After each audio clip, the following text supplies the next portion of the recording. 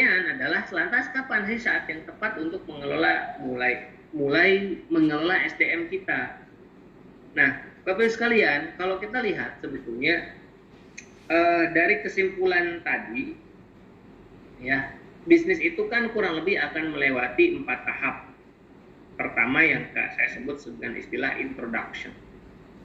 Introduction ini kan kita baru mengenalkan. Ini kita bahasanya berarti sudah bisnis, bukan lagi self-employed ya. Artinya kita sudah mulai meng-hire orang, gitu. Nah, pada saat ini tentu saja ada need, kebutuhan kita dalam bisnis kan sebetulnya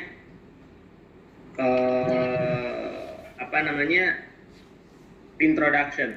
Mohon maaf Bapak Ibu, apakah gambarnya tidak terlihat dengan jelas itu?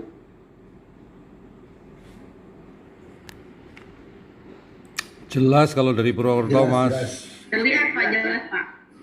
Baik, tadi ada yang ngabari kurang jelas. Oke, saya lanjut ya. Jadi kapan saat tepat untuk mengelola SDM? Jadi sebetulnya di level manapun bisnis kita, selama kita bicara bisnis, itu kita sudah mulai mengelola SDM. Gitu. Beda lagi dengan self-employed gitu ya. Kalau self-employed ya kita mengelola diri kita sendiri. Tapi kalau kita sudah masuk ke wilayah bisnis, entah itu bisnis operator, bisnis manager, atau bisnis owner, kita ya sebetulnya pasti akan sudah mulai mengelola SDM. Hanya mungkin fokusnya berbeda. Pada saat introduction, yang dibutuhkan adalah creativity. Krisisnya adalah leadership. Artinya memang di situ peran kita itu sebagai operator sangat kuat gitu. Karena pada saat tadi di level bisnis operator itu kan semuanya mengikuti perintah kita. Besok kamu berangkat lebih pagi ya, atau kamu besok libur dulu ya. Besok kamu kalau bisa lembur ya. Itu semuanya atas perintah kita semua. Itu krisis leadership. Nah, HR fokusnya adalah staffing. Memang kita itu mencari orang-orang yang tepat untuk mengerjakan pekerjaan itu. Ini kita sebut sebagai staffing. Mencari orang yang tepat untuk pekerjaan-pekerjaan kita atau untuk membantu kita.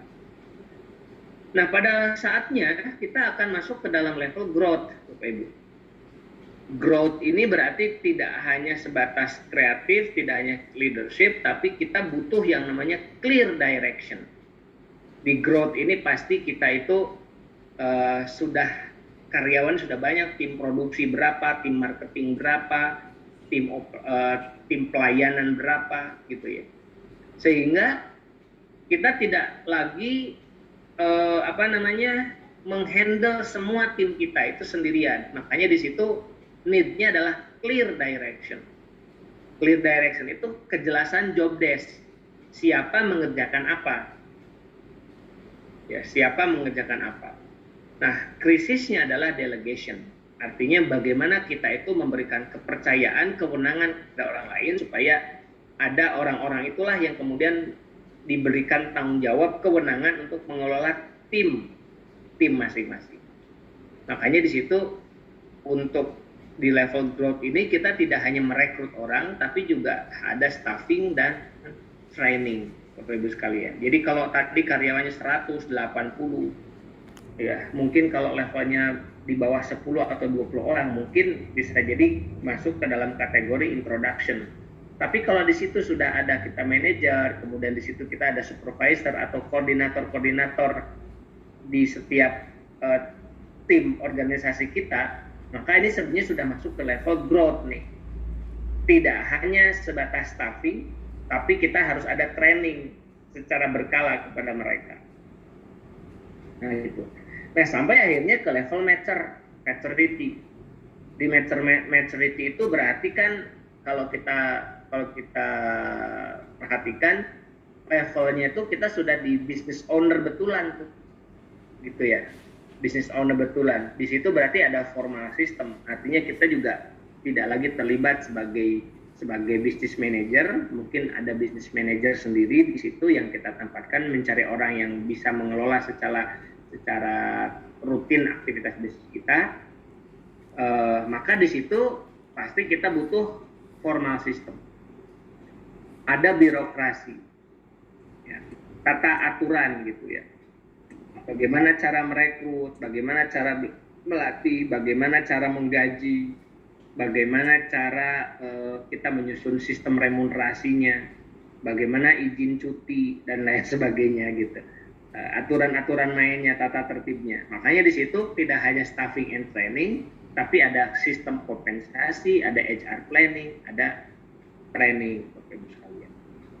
Nah, kadangkala atau seringkali terjadi setelah maturity ini ada tahapan di mana decline.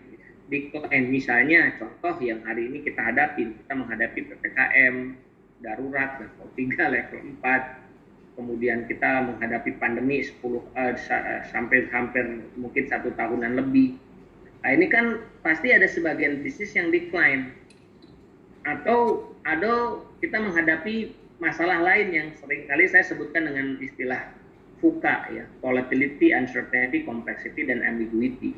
Situasi ketidakpastian yang kemudian membuat bisnis itu bergejolak, baik itu karena faktor internal, mungkin mismanagement, atau faktor eksternal seperti yang hari ini kita hadapi pandemi ini. Nah, maka otomatis tata kelola bisnis kita kan akan berubah, perilaku pasar berubah, kemudian omset jadi berubah, tata kelola internal juga berubah, marketingnya juga berubah, yang dulunya offline geser ke online, yang dulunya orang belanja itu mungkin datang ke tempat makan sekarang harus dibungkus, yang dulunya orang mungkin mall dibuka sekarang ditutup. Nah, ini kan kalau kita tidak segera change management, ini akan repot. Maka di situ apa? Di situ krisisnya adalah change resistant, apakah kita itu mau berubah atau tidak gitu. Nah, maka di level decline ini ada streamline decision making, harus ada pengambilan keputusan, fleksibilitas, dan small company thinking. Akhirnya kita harus, cara berpikir kita harus kembali berpikir seperti kita mengintroduction bisnis kita. Mungkin bisa jadi bisnis ownernya turun lagi ke bawah, mungkin kita memecat beberapa orang gitu ya, kemudian kita bekerja keras lagi, sistem itu karena nggak kepake dan lain sebagainya. Nah, di situ yang namanya butuh change management, outplacement, bahkan cross training. Jadi melatih kembali orang-orang supaya mereka tuh tidak nyaman berada dalam situasi itu. Saya nggak biasa main sosmed. Sekarang kalau bisnis tidak main sosmed ya sudah, wassalam. Kan begitu. Ini berarti namanya change management, sekalian. Jadi hati-hati, mungkin mudah-mudahan malam hari ini menjadi ada sebuah insight. Oh iya ya. Nah, mungkin ada pertanyaan begini. Kok sekarang ini kenapa ya karyawan saya itu mudah keluar masuk? Nah, itu ya, karena zaman kita berbeda, gitu ya, berbeda. Artinya tidak hanya di UMKM, perusahaan bisnis kecil, tetapi bisnis-bisnis besar pun mengalami hal yang sama. Gitu. Jadi memang harus mau change management. Gitu ya. Oke. Nah, kita akan mulai fokus kepada HR-nya, Ibu sekalian. Jadi berkomitmen menjalankan bisnis meskipun posisi kita baru sebagai seorang self-employee, karyawan dalam perusahaan kita. Oke, saya lanjutkan. Nah, kalau